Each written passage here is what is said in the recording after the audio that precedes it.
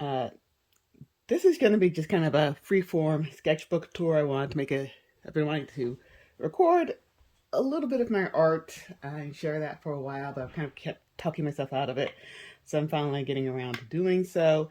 This was a sketchbook that I worked on through uh, 2020 to 2021, finished it like late last year. And it's kind of a very exercise and materials focused sketchbook, not a lot of finished pieces, mostly studies. Uh, and uh, I did not really like working in this one. I did not like the materials. Something about the paper just felt really off when I was drawing on it. It felt kind of soft, even though it was supposed to be drawing paper. And of course, as you can see, it has these three rings, and especially as we got towards the end of it, it just kind of started falling apart. But I'm kind of somebody who tries to finish their sketchbooks so as not to waste materials, uh, and so I just kind of made it through. Also, this was one that was kind of kept in my bedroom, so it was really intended for just less. It wasn't used as frequently as my other one. Never really intended to be. It took longer for me to get through, but I did finish it. And so let's see what we got. You'll probably see a number of these kinds of exercises in here. I tend to follow a number of tutorials in regards to perspective, form, contour, just kind of practicing some of the stuff that I was doing. And for some reason, for a good part of 2021, I was really interested in perspective and being able to illustrate things in such as like interiors. I was like working towards doing interiors in perspective. Not Never quite got to it, but that was something you'll see a lot of. So these are exercises from the art education site Drawbox. Very useful for learning the technical aspect of drawing, more so getting the very, very basic fundamentals, getting used to drawing, and getting the basics of figuring out how to do form. This was an exercise first with doing 2-point perspective, always a good thing to review. This was the rotating cube perspective exercise, and as you can see, this was a contour exercise. What we have on the left side were some attempts to do a little bit of uh, real life drawing. So drawing what's in front of me. I do need to draw a little bit more of that. So a bit of exercise. This was following a tutorial by Alfonso Dunn. He focuses primarily on drawing in ink, and I came across his video on how to approach drawing trees, and I wanted to kind of refresh myself in regards to that, and so I liked following his little exercise, and I think as far as just kind of practicing it very quickly, I think this was a very good exercise, and this was continuing the exercise. Um, these were from following the art of Zainab Khan, also known as the creator of Pick Candle. She had a number of videos on how to doodle cute things and a couple of books. And I have kind of have an interest in trying to figure out how to draw cute things because I've never really approached it. So these were some of her more quiet doodle tutorials, so following those, including this little cherry blossom. And then we get into Loomis. You're going to see a lot of Loomis in this sketchbook. I found him to be a very useful resource. I first was introduced to him before they did the reprints, but I was first introduced to the Loomis through PDFs of his art books. And so this is going through his mannequins and how to use the artistic perspective, the artistic proportions of the human figure. So trying to figure out how to get that drawn and practicing it a few times, and then trying to practice putting it in perspective. And this is continuing the exercise. Once again, putting the grid in perspective and trying to adjust it. Kind of putting it more in a angle perspective. And then adjusting, being able to draw effectively the same figure, but in different locations. So you can draw one figure and then use projection to be able to to project the height and to different locations on the drawing plane where you would want the figure. So that's what this mess is, just simplified versions of that exercise, just using a simple line to be able to get the idea of that across. And same thing over here when I use the silhouette to help make the humans a little bit more appealing. And so again, trying to figure out how to lay out figures in perspective. Continuing to follow the Loomis exercises. So this was copying a reference of what he called the John and Mary problem. So you were drawing figures who are kind of in the same relative positions, but at different viewpoints and at different upper and lower perspectives. And so figuring that out. And once again, practicing the use of projection in order to position the figures on the page, and kind of me trying to play with positioning it. So actually using the projection, this one was kind of placing figures based off of eye lines, so or using pretty much using relative positioning to help with anchoring characters in different locations, even though they might be of different sizes. Again, practicing projection and figuring out where to put it, and then coming to his use of the Loomis mannequin. I always loved using the Loomis mannequin. So it's like my second favorite way of drawing characters after learning the basic stickman figure for doing gesture. But I kind of liked how it has this really neat chest and hip description. So it's a good way of kind of getting that across. So again, following the examples and trying to match that. And more copies of the Loomis mannequin in different positions. I think it's very useful. Even though my proportions are kind of off in this, I think it was a neat way of trying to apply it. Again, more copies of the Loomis, but then also trying to put it using the artistic proportions and starting to getting into studying some of the more details of the anatomy, or at least the simplified anatomy that comes with this. More studies after Loomis, kind of noting things like just the proportions, like 2 heads, 3 heads for this example. And here we were looking at location and form. Which I found kind of interesting, and so I was able to like in theory be able to draw a sphere based on this simple silhouette, then getting to this vase shape and then being able to use that to help draw this in form. Of course you probably wouldn't do it that way, but it's kind of a neat little exercise, but getting into a little bit more three-dimensional. These were studies from reference, but applying the Loomis mannequins to the references that I found. Again, a bit of Loomis, that's kind of a bit of freehand stuff. I think I might have been trying to follow a bit of a Perco tutorial with the guy who knows, but still pretty much focused on Loomis. Again, using the mannequin, this time in relative perspective, adjusting the proportions based on putting the figure in kind of flat angles. This was me studying from the closer information, the detailed information in regards to anatomy. And I liked how these came out. I like the green color pencil and then the inking over top to help refine the shapes and to take clearer notes. And I liked the information. I think it turned out well. A little bit in regards to using details of the anatomy. Once again, coming back to the mannequin, but this one is his approach to the female figure, and making some adjustments to have more of the idealized female proportions, and also making adjustments on how to use the figure.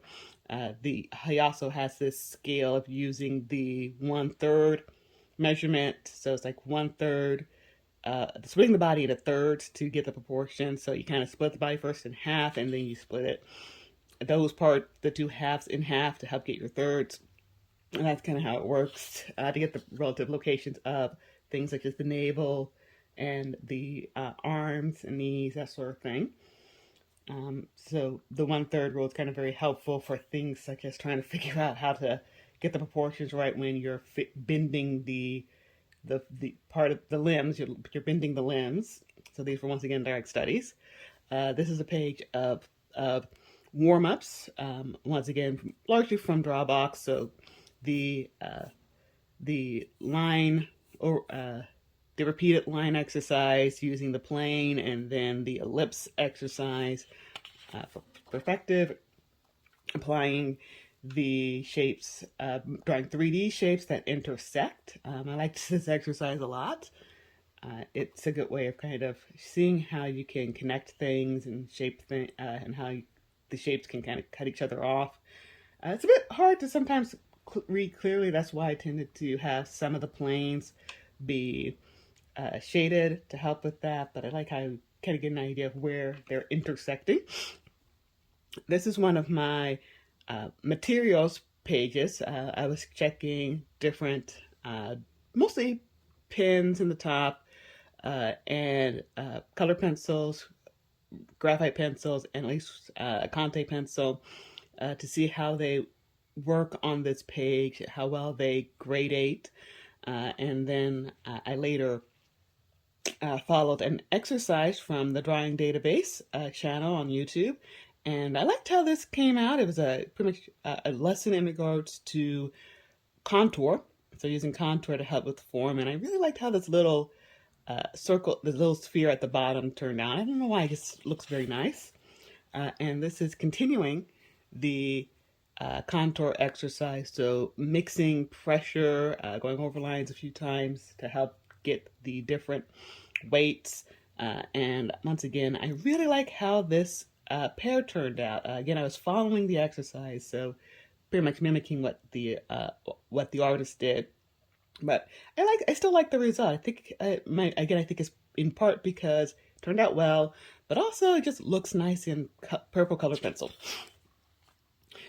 This was one of my random real life studies, drawing from what's in front of me. So pillow and my glasses, trying to apply the contour exercise, especially to the pillow, and to a lesser degree to the more rigid pencils. This is me following a lesson from the new Masters Academy. This one focused on line of action and axes, so getting rhythm in items. So even how inanimate, relatively stiff items such as bottles and cups, they do have a gesture to them that helps to add rhythm and kind of help to guide the eye. How you can bend a shape to help get the idea of form and twisting, and a bit of the rhythm in the figure. So nice fun exercise. This was doing a study of a Psych2Go episode. I like the artists that they use in their videos. They like a lot of animated storytime educational materials on YouTube. They kind of use this relatively simplified white blob person, but they are able to get some pretty good artists who can really play with that simplified idea and then bring their own thing in. And so I was following, I really like the artist for this one episode, which I believe I have down as Muriel Lindsay De La Rosa. I liked her expressions, I liked her eyes, and so I was kind of studying those to figure out how they worked and kind of getting an idea of how you could draw this kind of body, this human shape, well.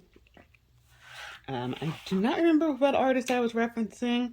I think I was following their exercises, but this was, again, another artist online, focused mostly on using pen in order to draw them, but drawing very simple manga anime style heads. and a few strokes, and that's kind of neat to learn about. Uh, Same thing. This is following the same artist and his exercises in regards to using horizon line and also using the cast shadows to get an idea of where things are in space. More marks. I was probably checking my brush pen to see how that was still doing. That or my fountain pen, and me trying to apply a little bit of my study. So kind of freehanding the eyes and faces from the Psych2Go episode. This page was me reviewing one of a couple of Proco's portrait classes. So trying to draw the face, and then kind of going, nah, and kind of deciding to go, okay, I'm gonna go focus on the eye. And again, I was just kind of following his example, but I do like how this eye turned out. This is kind of hard to see because it's in light blue, but this was me trying to draw a spiral staircase, or at least the basics of a spiral staircase in perspective. I found an exercise in the past, but I could not find the video at the time for how to draw a spiral staircase in perspective. And so I kind of started it, and then it's like, nah, I couldn't find it at the time, so I decided to just stop. And these are a bit of quick review exercises of some of the previous pages. So Alfonso Dunn's trees, getting the idea of location in the drawing plane, the simplified anime manga figures that was drawn, bit of Loomis, simplified faces, and then coming into doing detailed anatomy studies again after Loomis. So studying the shoulder area to see how things turned out, and I think this was a good copy. These, I believe, were studies from Sadie Valerie. She's also another art instructor. She has a few lessons on YouTube, and she has a few online classes. And so I think I was following the cube exercise, and something about the way she was teaching it and the way I was able to follow that. I think these are some of the best spheres that I've ever drawn. I guess they seem a lot more solid than some of the ones I've drawn in the past. And then applying her ideas, following them to do a sphere. There's no cast shadow, but just getting the basics of the sphere down.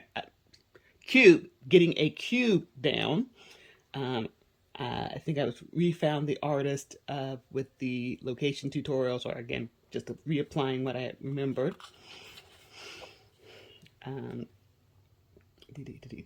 These were just kind of a review of shapes and putting them in proportion. These were following, I do not remember the source for this one, but I was looking at what he called the 5 C's, conception, construction, contour, character, and consistency in regards to drawing. And then there was this little bit of a warm-up exercise to help strengthen being able to draw lines between points. Kind of a neat exercise. So this was my perspective. Again, just practicing it, it helps to do reviews of perspective.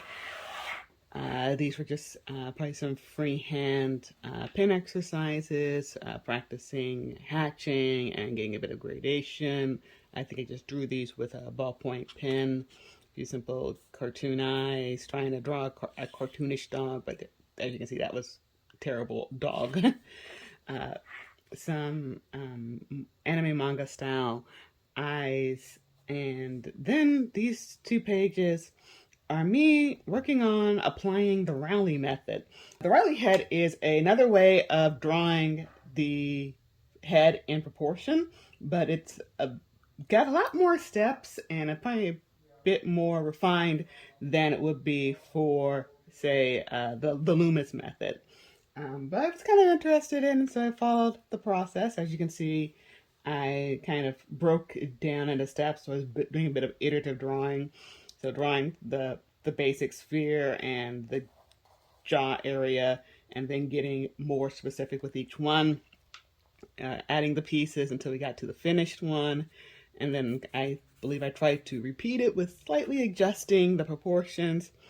So just making this one having a shorter jaw, so that's a bit rounder, and I think this one's a little bit longer jaw, and then repeating it a few weeks later to see how well I could remember and apply it. It's a very interesting method, not one that I think I would use too frequently, but it's good to be aware of.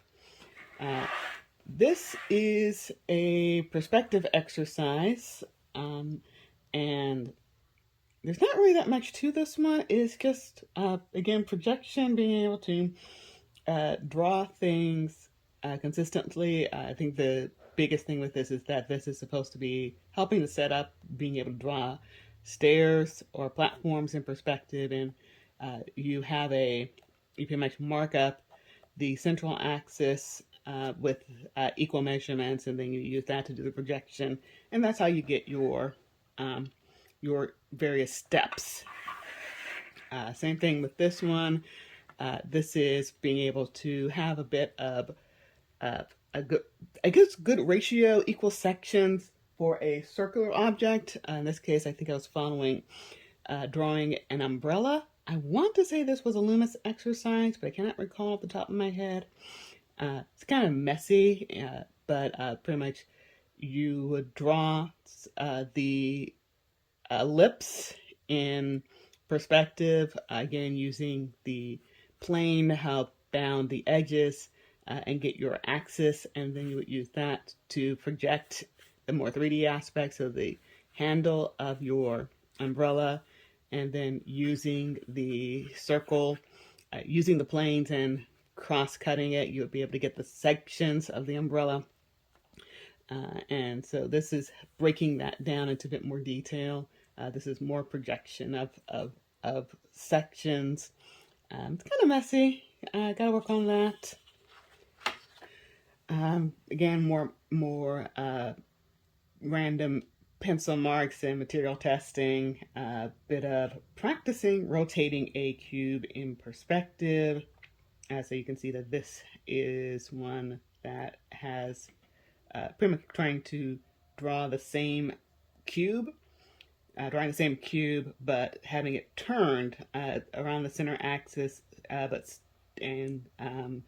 still kind of going to the same vanishing point. But it's been turned. It's been turned. So actually the vanishing point was that way, but you want to keep it in perspective without having to draw new perspective lines. These are pretty much having regular division, so being able to divide something into a regular shape. And be able to project into the distance and being able to project out to the side, so that you could have, again, maintaining proportions into different areas. And this was following exercises by Dan Beardshaw. So very, very helpful. I think I really enjoyed going through these perspective exercises. He explained it very well. And this is also being able to draw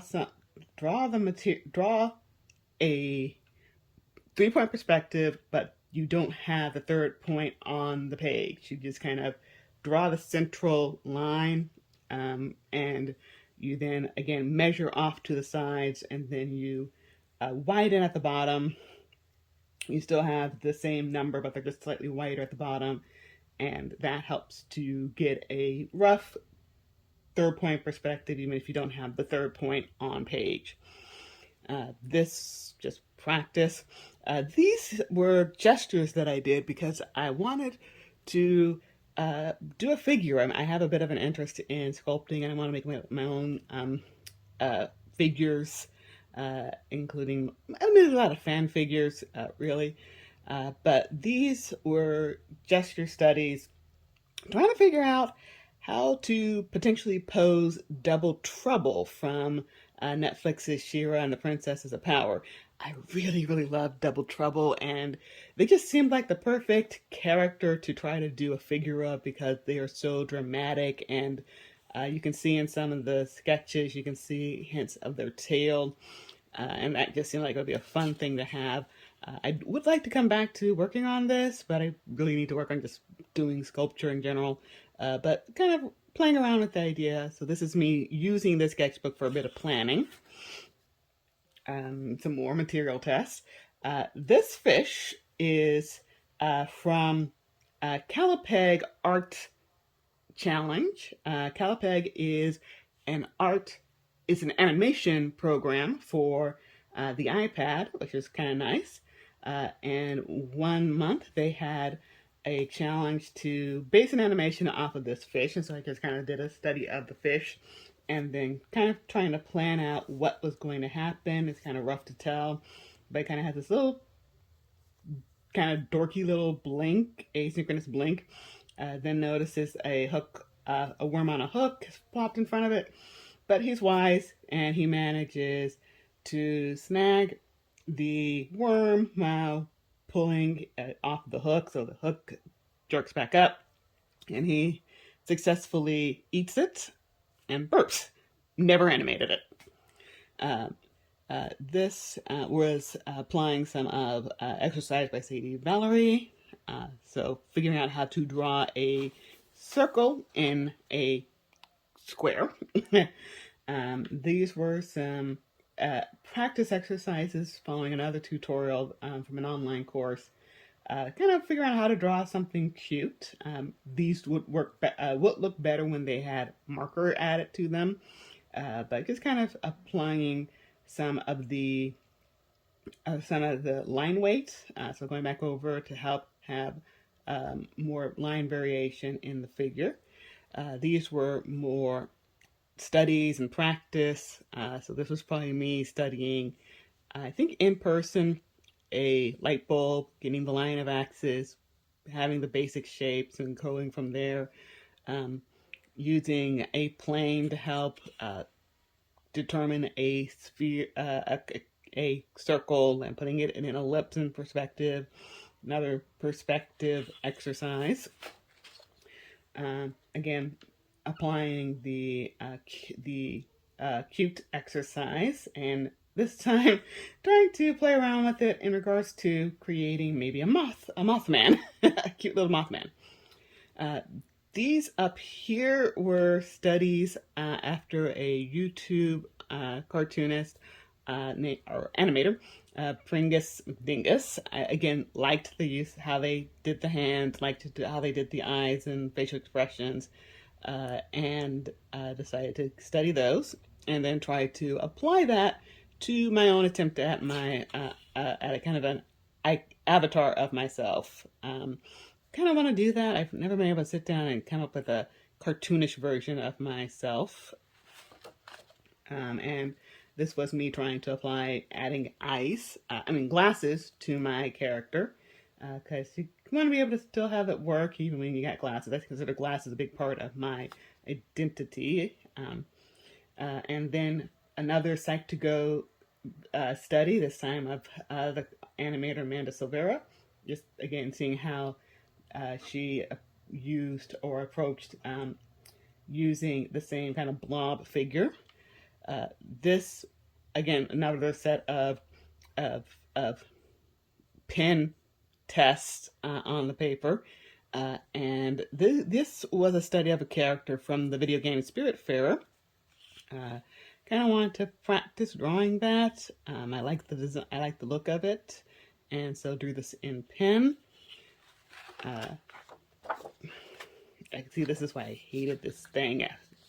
The pages got caught. So warm-ups, cute little figure, circle in a plane, perspective, interfacing forms. These were following a video tutorial by animator Aaron Blaze, drawing pretty much a cat. And I remember specifically how he pointed out that cats have a different profile compared to, say, the dogs. It's kind of flatter than it would be for most dogs. And kind of applying the Alfonso Dunn ink material. So just trying to practice it freehand, not from reference. And that was pretty much it as far as what I drew in this sketchbook over the course of approximately April 2020 to August 2021. I look forward to filling out many more sketchbooks and hopefully sharing more of my art process with you guys. I want 2022 to be a year where I actually just start doing things that I have been telling myself to do forever and ever and ever. And let's see how it goes. Thanks for sticking with me through this, and I hope you enjoyed it.